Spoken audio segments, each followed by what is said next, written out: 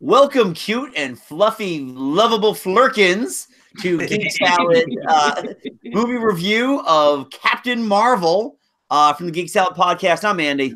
I'm Mike. I'm Joe. I'm Catherine.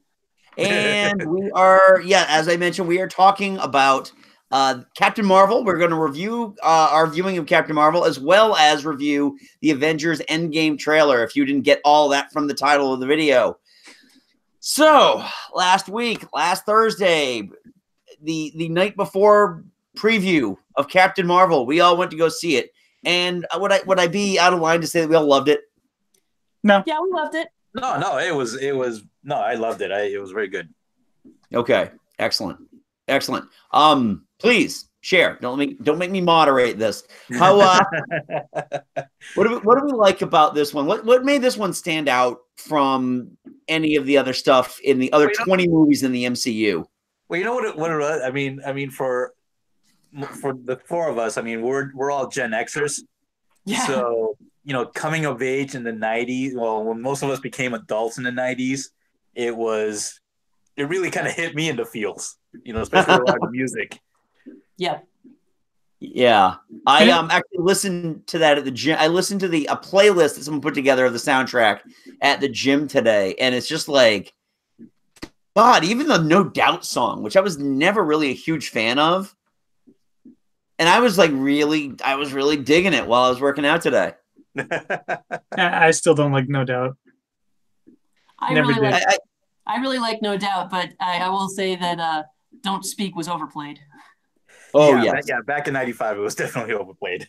Yeah. Oh, damn you, 95. I will say, though, I did get a whole new reappreciation for how talented Hole is as a band. Yeah. Well, that was Celebrity Skin was released after Courtney Love became an actress. No, actually, she was in The People versus Larry Flint, and she was amazing in it.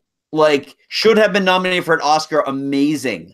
And so that was kind of her new take, is that she wasn't just like this drugged out, heroin-addled widow.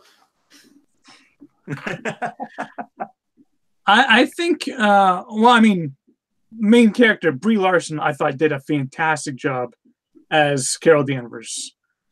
Yes, I agree wholeheartedly. You definitely got a sense of that she did a good job of translating Carol's no nonsense kind of get things done attitude that she has in the comic books. Yep. A lot of people kind of, you hear a lot of like the chuds and stuff like that talking about that she's a wooden actress. She has no emotion, and it's like, well, if you read the comic books, Carol Danvers is the same way. She's no nonsense. She does what she has to do to get the job done. She's got a lot of significant looks. You can tell when she's having fun and looking around that she's got a lot going on in the character's personality. Just because she's not big weepy emotions or anything, that doesn't make her wooden. She's subtle. Right. Question: Are we keeping this spoiler free? I think there's certain things that all right, let's just put out the warning right now. If you're watching this, hopefully you've seen the movie. We're here to discuss the movie and not, just kind of be like, yeah, go see it. Absolutely, go see it. If you haven't seen it, then come back. YouTube does a really good job of picking up where you left off. If you haven't seen it, pause, go see Captain Marvel, and then come back. So yes, Mike, spoil the movie. I wasn't planning on it. I was just wondering if we can, if we were restricted on what we could say. Oh yeah, no, we can go a little deep if we need to. Okay. And I will say this: the chemistry between Brie Larson and Sam Jackson was infectious. It was. Yeah, they've done. You could tell they've worked together before, and they have a lot of fun hanging out and doing stuff together, and that was really cool to see. And you saw a lot of you saw some of the chuds again complaining that Nick Fury is no longer a badass. I'm like, no, it just shows he's a human being, and it kind of he's still a badass. It doesn't take anything away from the character. But yeah, it was deliberately before he got cynical and bitter. Right. He's still competent. He's just not an asshole yet. Exactly. I mean, and the whole thing too. There's that line in The Winter Soldier, whereas the last time I trusted somebody, I lost an eye. Now we know who we trusted. Yeah, it was a cat. Bruce. No, I will admit that one that was a little anticlimactic. I mean, honestly, if a cat claws your eye out, you're going to be in a lot more pain than he seemed to be showing. Yeah, but it wasn't just what happened was an alien cat. Right. But here's the other thing too. It's not so much. I think that it wasn't the pain of having his eyes scratched. Chances are it got infected because it didn't. Right. It just didn't. It just started looking worse and worse and worse, which is usually just signs of infection. Mm. So that's how he lost his eye. Still, it was such an amazing little transition with that. But yeah, no, I remember like seeing this thing on like it was a Twitter like breakdown of everything that they did to emasculate Nick Fury, and like next page, Fury does dishes. I do dishes. What's the point? We all do dishes. Yeah, everybody does dishes. All do dishes. There was another bit too I saw about if this movie wasn't, a militant feminist movie, then why did she blow off Arnold Schwarzenegger's head on the True Lies standee? Because it was there. Because it was taller? I was going to say, he's taller. He's obviously the more threatening of the two. And I actually read an interesting article about why True Lies hasn't been remastered yet. Did you read that article? Yeah, it was on the Daily Beast. I read it. Yeah.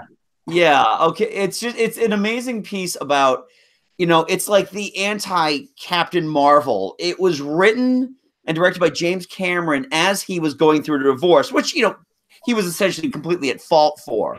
He was and the movie is insanely woman-hating. Oh, yeah.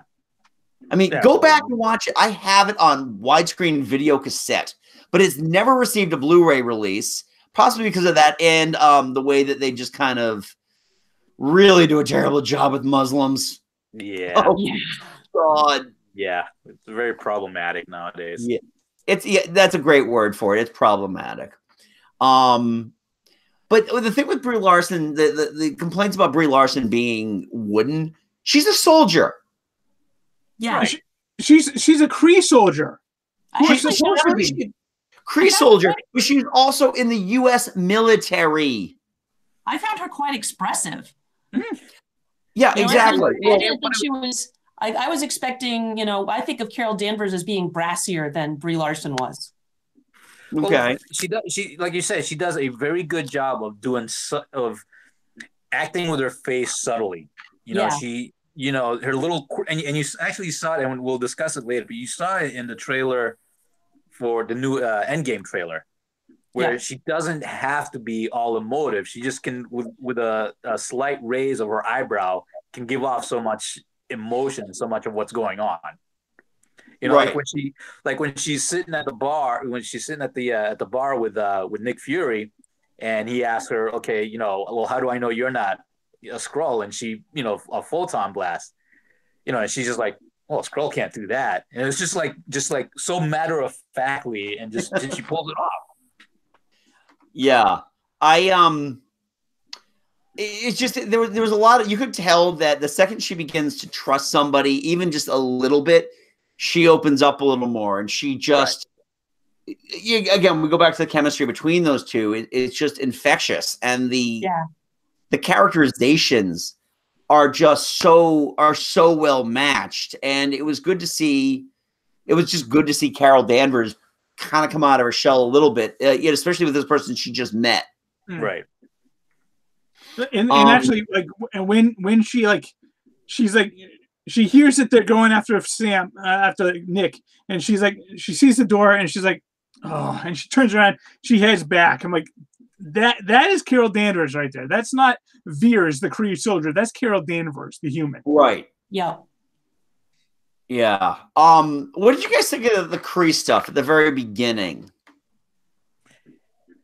It was interesting. It was interesting, but the thing is, having watched Guardians of the Galaxy, you kind of always had it in the back of your head, like, okay, Ronan was the bad guy, Guardians of the Galaxy.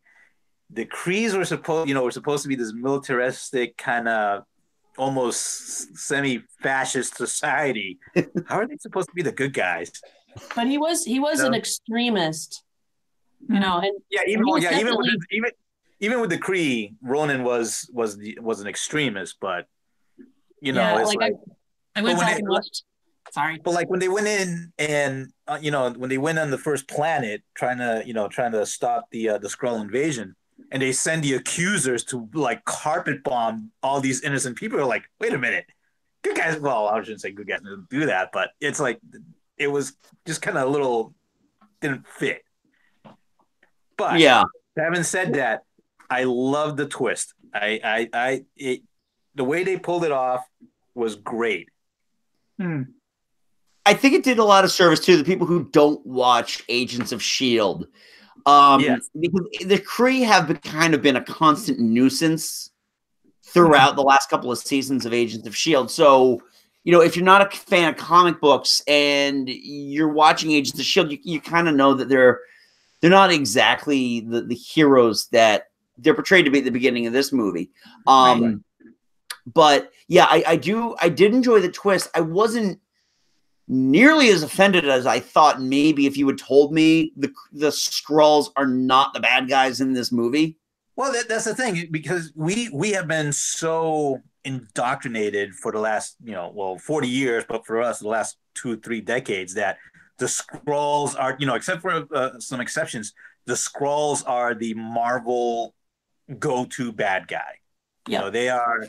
Everybody, all the major teams, all the major heroes in Marvel have fought Skrulls, and to make them into a sympathetic figure, they pulled it off. And I have to say, one of my favorite parts of this movie is Ben Mendelsohn's the job he did as Telos. Oh yeah, Telos, yeah.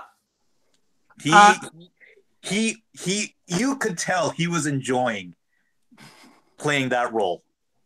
Yeah, I mean, absolutely. When the first reviews started coming out and everyone was like raving about Ben Mendelsohn, and then I was watching the movie, it was like for the first half, I'm like, I mean, he's good, but I don't see where there's gone. And then when the twist happens, I'm like, this is what they were talking about. But even before the twist, when he's wearing the makeup, it's like, because I think this was like the first movie where Ben Mendelsohn actually had a full makeup and full prosthetics and everything like that, and he looked like he was eating it up. Yeah, it's so much fun when they're doing the experimentation and they poke her in the head. He's like, wait, that did something. Yeah. Or when they're at Maria's house and he's sitting there with a sip, with a cup slipping out of it. And it's just like nonchalantly just having this conversation with this mortal enemy. Well, the funny thing is that if you've noticed on the memes now, that is actually taking over the Kermit the Frog. Yes. Sipping the tea. Well, the thing is, it didn't even last that long, because now everyone's go-to is Brie Larson opening weekend at the theater in essentially a Captain Marvel hoodie. Oh, with a cup. Sipping on a soda. Let's sidebar a second on that Skrull makeup. I was very pleased to see them use real makeup and practical effects. Yes. For just to create the Skrulls. Obviously, the shape shifting is all CG, and I liked how they did that, where it isn't just you just change and change and change. It actually is a physical metamorphosis. It was a very organic kind of look, very feel and look to it. Right.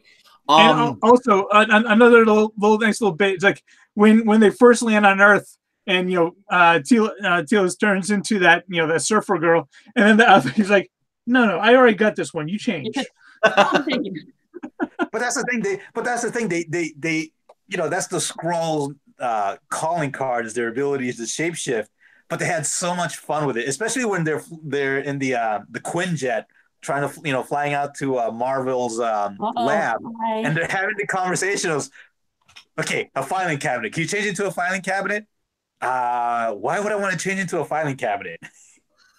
I think we lost Catherine. I think so too. Oh, we may have. Keep on your phones. I don't know. She's there, but she might not be there. She did wave. Yeah. So I'm not sure what happened there. So, someone just text her and see if she's coming back, and I will continue the conversation. That breakout scene with Veers breaking out of the Skrull prison. Yeah, in the arm cuffs. With the arm cuffs, she had no use of her photons, and she's bashing them, and then she finally uses those as a weapon. I thought that was fantastic stuff. Mm. Yeah, I mean, a lot of great action set pieces in this movie, and a lot of opportunity to show just how powerful Carol is. Mm. Yeah, as a superhero. And also, can we take a moment to say how awesome Goose was? Oh God, easily. The advance press on this was that Goose was going to steal the show, and in fact, Goose stole the show. Goose stole a few things, actually. Well, until you saw Goose's real nature, Ben Mendelsohn was stealing the show, and then when you saw what Goose can do, it's like, oh yeah, no, he's the real star now. Right. And I did really enjoy that with when he's got like the Fury is just he's faced with the Kree and he holds up the cat just like grabs them with his flurkin tentacle. His mandible, whatever and then it is. The third time he just like jumps out. He's like, "Oh, come on, pick a side." Right. Well, it's like, right then and there, you knew. Oh no, they're that's the Skrulls. They're right. I really enjoyed. I really enjoyed that. The movie itself is an awful lot of fun. I don't, getting into some of the criticisms of the movie that it's dull. It takes a long time to get going. I just didn't feel that. Yeah. I also, and this is, I'm not the right person to be bringing this up, but I don't really feel like it bludgeoned you over the head with a feminism stick. Like I'm reading on a lot of, more farther right reviews on this where it's like, oh, my daughter came home and is like, I thought the movie wasn't that good. It wanted me to be a feminist. I never got any of that. It wasn't in your face about it. It was just, hey, she doesn't need to prove herself to anybody. Right. And she can do anything she wants just as well as any man. So yeah. it's really all it was. The closest thing to man bad in this entire movie is this one quick little shot during a flashback where one of the pilots is like, that's why they call it a cockpit. Right. Yeah. You're right. He's just being an ass. Right. Really, if anything, this movie is more an allegory on refugees and immigration. And I've seen a lot of people make the comparison to the Israeli-Palestinian conflict. Now, I'm not going to get into the politics of it, but the politics of it are a lot more subtle and aren't what people think it is. Right, exactly. Meanwhile, the Chuds are just focusing on the being with boobs who can't wear the bikini like she did in the late 70s. I actually heard that. I heard some complaints from some Chuds. They're like, oh, Matt, Marvel wasn't supposed to be a woman. What the hell is Annette Bening doing it? I was like, really? Come on, really? That's really? Go away. Just go away. You have no point in this earth. Actually, I was rather pleased and surprised by that because the assumption had always been that Jude Law was Marvel. Yeah. And when you look at his costume, the Kree costume, I thought was a really good representation of how blonde-haired Jim Starlin Captain Marvel was. The green uniform and like the shoulder fins is one of comic books' dumbest looks. Right. They really did a good job just making it more like just like a tubing of sorts. Right. As part of the uniform. Yeah, Marvel Comics did a lot in the late 60s, early 70s with the Finns.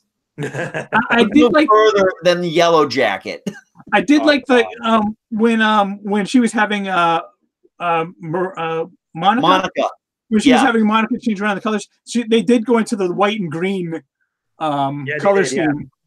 Right. No, that's also a really cool little piece too. About this is that Maria Rambeau's nickname, the one that had painted on the side of her jet, was Photon. Yep. Monica Rambeau will become Photon. Photon in the future, yes. Well, in the future, keep in mind, she's a 30-year-old woman, present day. Yeah, she'd be of age. She'd be in her late 20s now in Avengers Endgame. She'd be probably in her 30s. Yeah. You know, imagine she's 10 years old. She'd be about 33 years old or so. Yeah. Somewhere around there. I'm not going to number crunch it, but she'd be around and she'd be probably pretty badass because Nick Fury basically told her, yeah, why don't you, maybe you'll eventually join SHIELD. It's entirely possible. It's the thing with Marvel that they've done now is that they've kind of broken the mold in terms of the diversity angle now. Yeah. All we're waiting for now is an Asian American superhero, and I know Shang-Chi, I think it's going to be a TV show, The Master of Kung Fu. Well, the movie version just got a director, so right. But they've really broken wide the diversity angle in a way that isn't just a monumental thing, but it's entertaining. Right. The cultural impacts are there, but at the same time, it's a fantastic movie that people are getting into. I don't think by any degree that Captain Marvel is going to be celebrated the same way that Black Panther was. And I don't know if part of that could be because Wonder Woman's already, Wonder Woman came first. But what I think it's going to open the door, especially with the upcoming Black Widow movie, is that it's just going to be, it's normalized now. It's expected. It's like, oh, okay, and it's not. When it no longer becomes groundbreaking is when it's when its progress has been made. Right. So it's exactly when it's not out of the question. When somebody, when somebody announces a Scarlet Witch movie, when they announce a Scarlet Witch movie, everybody's gonna be like, oh, okay, cool. Nobody's gonna be like, whoa, wow, so. Scarlet Witch TV show. Another TV show, yeah. Yeah. And that brings me to another interesting thing too. And something we discussed while we were, I think, right after we watched the movie, the inevitable comparisons of Captain Marvel to Wonder Woman. Personally, I think, and this isn't because, Marvel, yay, DC, boo. I really liked Wonder Woman. I just like this one better. I felt that it was more of a story about somebody who was not raised to be a singular individual. This person Carol Danvers was not meant to succeed, didn't have the support to succeed. And they show it every time. It's knocked down. She gets up on her own. It's her decision to get up. It's not the destiny of her, like with Diana. Also, this movie didn't fall apart in the third act the same way that Wonder Woman did. And the CGI in the third act was so much better in Captain Marvel than it was in Wonder Woman. The CG in this movie held up a lot better than even in Black Panther. Black Panther's CG by the third act started to look like stuff from Battle of the Five Armies. Yeah. But and that was the other thing too, is my biggest concern with some of the trailers were once Carol kind of unleashes her power and she finally is fully powered up. There were shots on I think it was the TV spots where she really looked heavily CG'd. Right. And God damn, did they clean that up in the movie. She looked fantastic in those outer space scenes when she's just flying there and she's taking down the accusers. Yeah. Dude, and that's just fantastic. And that was when I'm like, well, Thanos is fucked. She took down a Kree battleship. Yeah, basically. Single-handedly. Yeah. let's just wrap up some speculation and kind of say where we would place this in our overall for the MCU. Okay, so she's powered by the Tesseract. How do you think that plays in? She and Scarlet Witch, and we discussed this briefly. She and Scarlet Witch are the two most powerful creatures in the MCU because they were both got their powers from the stones. Right. Carol from the Tesseract, and I think Scarlet Witch got it from the Mind Stone, maybe? Yeah, she got it from the Mind Stone, which is the same stone that powered Vision. Yeah. So, yeah, it's tough to say, obviously, because Scarlet Witch didn't survive the snap. Yeah, she'll be back. You know she's going to be back. I mean, so. Yeah, exactly. She's not done with her contract yet. Yeah, exactly. Well, so, I mean, overall, she's got a TV show she's got to do. That's true. Overall, guys, how would you rate this? The 5-star rating. Where would you put it? 4.5. Okay. Mike? I'll go with 4. I'm going with 4 as well. In terms of the overall MCU, I don't need an exact number placement because we're at the point right now where the numbers are almost irrelevant. Yeah. I mean, definitely top 10, maybe top 5. I mean, okay. Maybe a 4 or 5. Just simply because I put Captain America Winter Soldier so high up. Yeah, it's same top 10 for me. Probably between 5 and 7, somewhere around there. Right. I would need to see it again, really. Yeah, I would say that just based on the overall output of the movies, maybe 9, maybe 10. If I put more thought into it, maybe 11. I mean, for me, it clicks. I mean, personally, for me, with these movies, it clicks all the boxes. It's a cosmic movie. There's a lot of great humor in it. Soundtrack is just off the chain too. Yes. And that's something I really appreciate just in general about the Marvel movies is that they don't go for the low-hanging fruit when it comes to their style of music. The 2 Guardians movies are just nothing but AM radio classics. Right. I will argue that Spider-Man: Homecoming has got a better 80s movie soundtrack than most movies that are supposed to pay homage to the 80s. Well, it takes its cues from the typical 80s John Hughes movie. So, yeah, it was going to lean heavily on that. Right. And then with this one here, we don't really get a whole lot of 90s soundtracks. And that's another kind of quick point I wanted to make is I appreciated that it takes place in the 90s and it lets you know it does, but it doesn't beat you over the head with 90s nostalgia. Absolutely.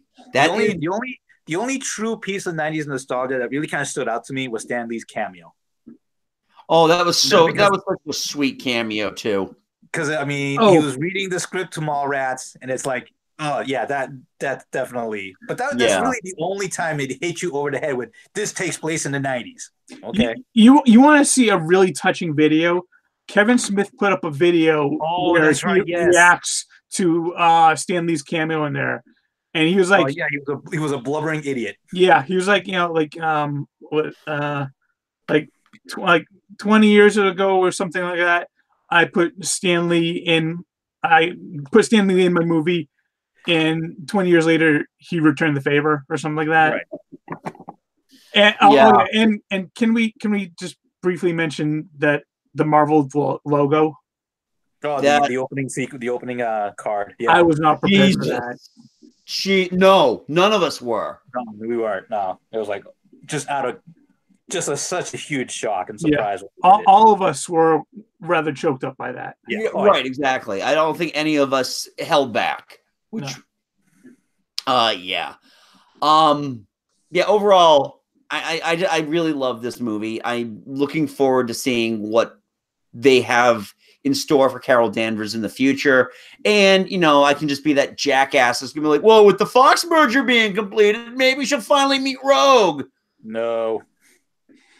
Well, I mean, you guys know a little secret, okay? Ain't nothing happening in 2019 with any crossovers. No, we won't see the X-Men or Fantastic Four until late Phase 4, maybe Phase 5, if there is a Phase 5. I think we'll see Fantastic Four first. Oh yeah. Don't take my hope away, please. If they do anything, I'm not trying to, Mike. But you know what? If they do anything in Phase 4, it'll just be Easter eggs, throwaway Easter eggs that people, hardcore fanatics like us will pick up on. Yeah. Like maybe in the Baxter buildings in the background shot, or like I said, they'll mention that school up in Westchester with all the special kids.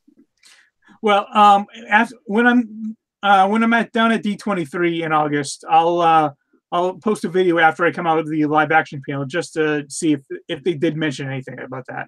That sounds great. Okay, so let's move on quickly because we're kind of running a little long on this. Thoughts on the Avengers Endgame trailer? I am not ready. I am not emotionally ready for this. That was one hell of a perfect trailer for this movie. That trailer puts most movies to shame. And especially when you think that all the footage is from the first 20 minutes of the movie, of a 3-hour movie. Yeah. It's like, oh my God. I feel like, though, here's what I loved about that movie is that all the flashback sequences that they did were shot with the black and white, where only the red is visible. Yeah. Yep. And I mean, just as a film nerd, I just feel that's just they shouldn't have listed it. Huh? They shouldn't have listed it. Yeah, they did. They went back and they called narration from various characters. Like Joe, you were asking today whether or not that was Peggy Carter, and it was. It was just Peggy Carter from Winter Soldier. Oh, was it? Yeah. Oh, okay. I thought I have to go back. I went back and I watched the trailer like 3 times, then watched a video on the Easter eggs for it. So okay. I'm intrigued. Now, again, I've kind of just made it my own personal policy not to write this movie in my head. Like, at all. I'm going to strap in. When we go see this, I'm going to strap in and I am just going to enjoy that ride. And let it wash over you. Yeah. I want this. I mean, I think it's going to be impossible to relive the emotional just like gut and crotch punch that we had during Infinity War. Oh, they'll top it. They will.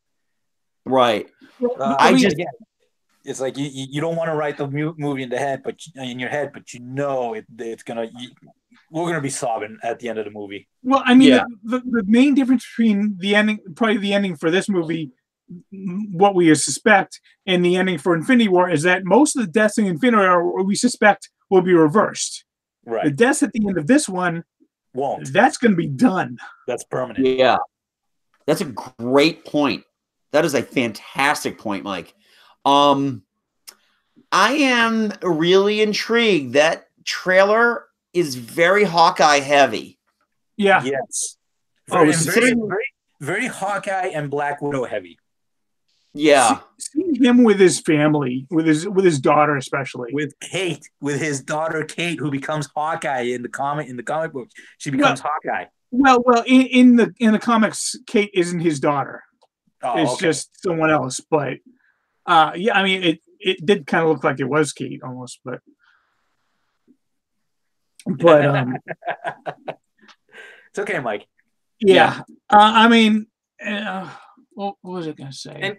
And can we say how much I'm looking forward to the interaction between Thor and Carol? That was what I liked about that was it was almost kind of romantic in a way. Yeah. I like this one. Well, I mean, it wasn't romantic. It was just like there were two warriors, and that's the thing. They stood toe to toe, and she didn't blink. He's going to make an idiot out of himself for her. Well, he's going to do that. That's the thing with Thor is his character development has always been like he will respect you if you show like grit, determination, don't back down. It's just like, yep, you're an equal for me. All right, let's go on to the next thing. Right. I just really feel like he's gonna try to woo her. After that, he goes, Let's go ahead. Let's go grab some a mead. Yeah. I don't know if he'll woo her, but he'll invite her out to like just something like a manly warrior's feast. Yeah, he's gonna try to drink her under the table. Right. Well, I mean, the reference I'm going to make, Mike, you're not going to get because it's a Game of Thrones reference, but I really am going to get that vibe of Tormund and Brienne. Yes, that's right. Yes, yep. That's what I'm envisioning, and that honestly, I'm not going to be disappointed if it doesn't happen. That's the only headcanon I'm going to write for this. I just want him to just be so smitten with her. And give Carol the same looks that Tormund gives Brienne. Yeah, exactly. Those kind of goofy, like, hey. Look at me. I'm eating a big slab of meat. I really am looking forward to seeing an almost more serious, but still, he's going to be your dose of levity, Scott Lang. Paul Rudd. Oh, yeah. Paul Rudd's really earned this. He really has. Yes, he has. I love that shot of him just like looking at the missing posters. Like, this has got to be him just coming out of the quantum zone. He's like, what the hell is going on here? And he sees his picture. That would be if that was one of the posters was his picture. That'd be like mind blowing. Right. Yeah. I'm interested in seeing which members of his immediate circle survived. Well, we know 3 that didn't. Right. But I would be interested to see if Bobby Cannavale was the only one who survived. Oh God. I don't know. It'll be so tough if he loses Cassie. Cassie. Oh my God. Right. Well, there was another actress that was I guess speculatively cast as an older Cassie. Yeah. So I don't know. I mean, again, everything we've seen in this trailer is literally the first 20 minutes of the movie. Exactly. Kevin Feige we don't know what's going to happen. Very clear that what you are seeing is not even a quarter of the movie. No. Another thing that I loved about this trailer and about the poster is the fact that, like, in this trailer, absolutely zero Thanos. I mean, in all of the trailers, we've seen one brief shot of his hand. And even in the poster, we just get the shadow of him in the background. Right. Thanos, we know he's there. He is a presence, but we don't know, is he the main threat? Is he even going to be like, what is his role in this movie? I don't know. We know what's going to be in there. I can only speculate so much in terms of what how the comic books wound down Infinity War. So I really don't know. I am really excited. It was really kind of a nice week for Marvel. Yeah. I mean, between Captain Marvel grossing $500 million goddamn dollars in 1 week and it's opening night. Yeah. Hey, but I heard from some dude bros that Kevin Feige wanted Brie Larson off the project. Oh yeah, how's that going for him? Oh Jesus! And there was an article in Forbes that says, it's right now it's very easily on track. Unless something drastic happens, it's easily on track to cross $1 billion. Oh yeah, yeah. It's already tracking well for this coming weekend. It helps that there is nothing coming out. Yeah. The following weekend, the biggest new release is Us, which is Jordan Peele's new movie, but it's an R-rated horror movie, so I still think that's a niche product. It's not gonna. It's niche, but it's a follow-up to Get Out, and it will do well, but it will do well slowly. Yeah. Honestly, the next big threat that it has is Dumbo. Or when's Captain Marvel? No, Shazam. Captain Marvel's the week after Dumbo. Yeah, Shazam is the first week in April, but they are going to have the preview showings on March 23rd. And even Shazam is only tracking for like 40 million on its opening weekend. So, no, I mean, that's still going to be enough to beat Captain Marvel in its fourth week out. Yeah, it'll be Captain Marvel like fourth or fifth weekend, so it's not. Yeah, right. It's been a good week to be a Marvel fan. I mean, that Endgame trailer was just all I thought about all day today. Yeah, it was a nice little drop by Marvel to, and also Disney too, because it kind of takes the focus off of Star Episode 9, and everybody kind of screaming for Episode 9 title and trailer. Dude, Celebration is around the corner. Wait. Right. Well, that's the thing. By dropping the Endgame trailer now, the conversation shifts to that because Endgame is going to be opening in what, less than a month? Month and a half. Month and a half. Yeah. I mean, this morning was so funny for me because I woke up, I did my normal thing, got ready. I sat down, was ready to go, just waiting for the time to come to go to work. I was like, and then a friend of mine texted me like, the Avengers Endgame trailer just dropped. I'm like, if I watch that, I might be late for a click.